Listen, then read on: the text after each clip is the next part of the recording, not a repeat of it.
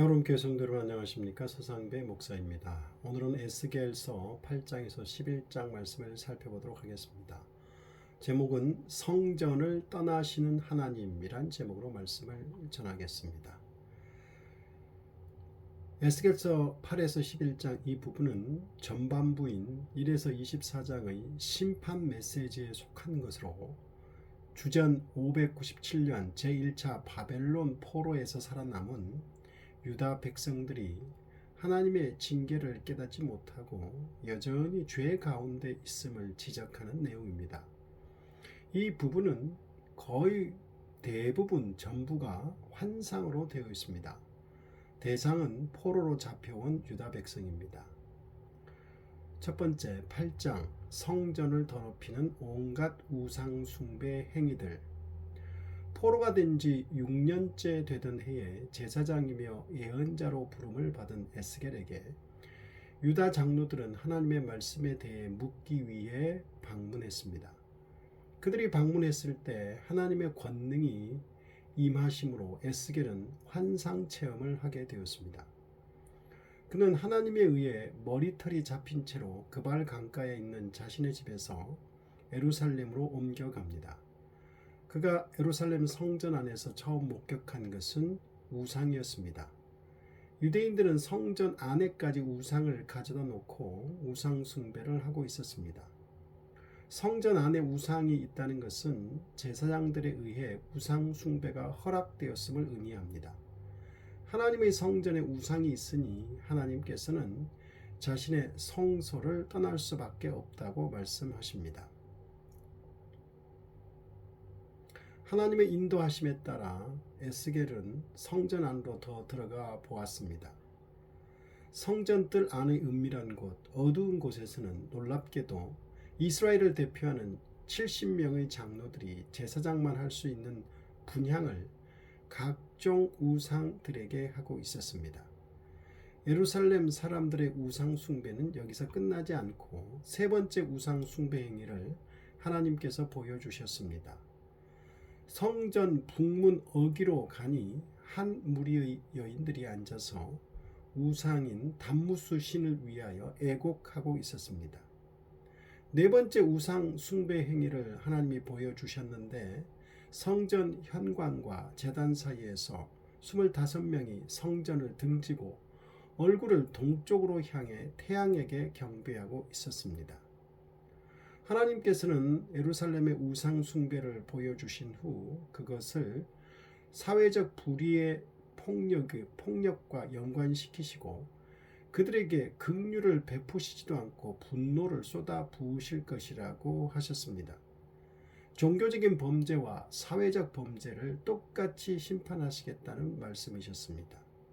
두 번째 9장 더럽혀진 성소에서 시작되는 심판.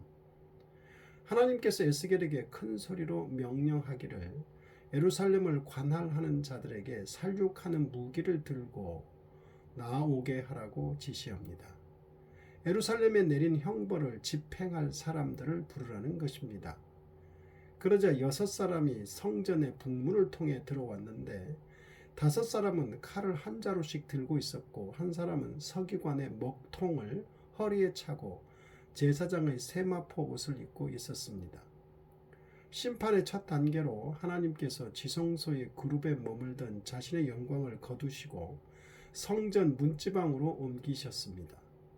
성전을 떠나시기 위한 첫 움직임입니다. 그리고 하나님께서 먹통을 찬 사람에게 명령하기를 예루살렘 성안을 구석구석 찾아다니며 가증한 일로 인하여 탄식하며 우는 자의 이마에 심판 면죄를 받을 보호 표식을 하라고 합니다. 우상 숭배로 더럽혀진 성소가 심판의 출발점이 되어 살육이 시작됩니다. 8장에 언급된 성전에서 우상 숭배하는 자들이 가장 먼저 심판을 받습니다. 심판 집행자들은 가장 먼저 우상 숭배하던 장로들을 죽입니다. 성전들을 그들의 시체들로 가득 채우라고 말씀하십니다. 그리고 8장에 언급된 4종류의 우상 숭배자들도 모두 심판을 받습니다. 그러나 심판과 살육의 현장을 목격한 에스겔의 마음은 결코 편하지 않았습니다. 이에 그는 엎드려 기도하면서 모두 죽이려고 하시냐고 항변하지만 에스겔의 항변은 받아들여지지 않았습니다. 세 번째 10장, 더럽혀진 성전을 떠나시는 하나님. 10장은 그룹들과 바퀴들을 중심으로 하나님의 움직이시는 영광에 대해 묘사하면서 하나님께서 서서히 성전을 떠나는 모습을 담고 있습니다. 먼저 에스겔은 환상 중에 1장에서 본 것과 비슷한 하나님의 모습을 봅니다. 하나님께서 9장에 나온 제사장의 세마포 옷을 입은 사람에게 구름 밑의 바퀴 사이에 있는 숯불을 움켜쥐고 예루살렘 성읍 위에 흩으라고 명령하십니다. 이 숯불은 심판의 불입니다. 그때 하나님의 영광이 그룹을 떠나 성전 문지방으로 옮겨갔습니다. 이런 움직임은 하나님께서 성전을 서서히 떠나시는 모습을 구체적으로 보여주는 것입니다. 이런 상황에서 어떤 한 그룹이 그룹들 사이에서 손을 내밀어 숯불을 취해서 세마포 옷을 입은 사람에게 건네주자 그가 불을 받아서 나갑니다. 마침내 하나님의 영광은 성전 문지방을 떠나 그룹들 위에 머뭅니다. 심판을 지팡하기 위해 성전을 떠나는 하나님의 모습입니다. 하나님의 영광은 성전 문지방을 떠나 그룹들과 함께 성전 동문으로 옮겨갑니다. 네 번째 11장 우상 숭배자들에게 임할 심판과 포로들을 향한 구원과 위로의 말씀. 하나님은 에스겔을 성전 동문으로 데려갑니다. 그곳에서 불의한 정치적 음모를 꾸미고 있는 듯한 지도층에 속하는 25명의 모임을 목격합니다. 이 사람들은 예루살렘에서 포악한 일을 꾸며내며 악독한 일을 꾀하는 자들이라고 말씀하십니다. 그들은 말하기를 하나님의 심판을 의식하지 못하고 평안의 때라고 말하며 자신들이 가마솥 속의 고기처럼 예루살렘 성벽이 바벨론 군대로부터 보호되어 평안하고 안전하다고 큰 소리를 치고 있다고 말씀하십니다. 그리고 하나님은 에스겔에게 그들이 심판을 받아 멸망할 것이라고 선포하라고 명령합니다.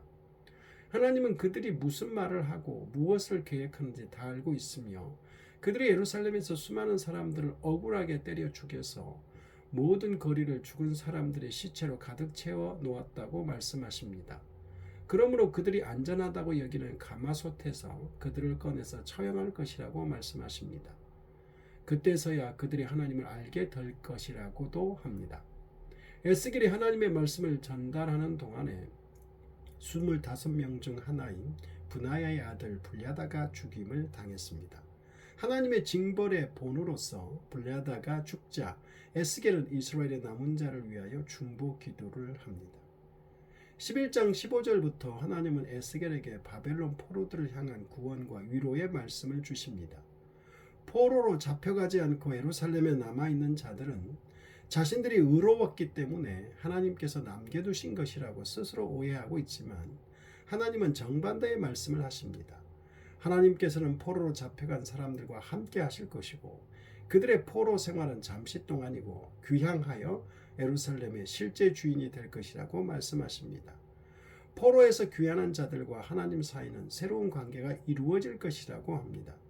새로운 관계에는 다음과 같은 세 가지 특징이 있을 것이라고 합니다. 첫째, 우상 숭배 제거를 통한 올바른 예배의 회복입니다.